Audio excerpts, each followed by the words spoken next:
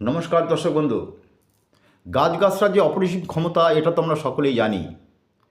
তাই যথারীতি নিয়মপূর্বক যদি গাছগাছরাকে সঠিক ব্যবহার করা যায় তাহলে কিন্তু অনেক সমস্যা থেকে আমরা কিন্তু বেরিয়ে আসতে পারি। তা যাই হোক, যারা রোগ ব্যাধি যাদের লেগেই আছে, রোগ ব্যাধি যাতে কিছুতেই যাদের সারতে চাইছে না, যথারীতি ওষুধ খাচ্ছেন, তাও জানি রোগ ব্যাধি একটার পর একটা লেগেই রয়েছে, বা দীর্ঘমেয়াদী কোনো রোগে আপনারা ভুগছেন, এই কথা আমাকে অনেকেই জানিয়েছিল। তা বলে দিই আজকে।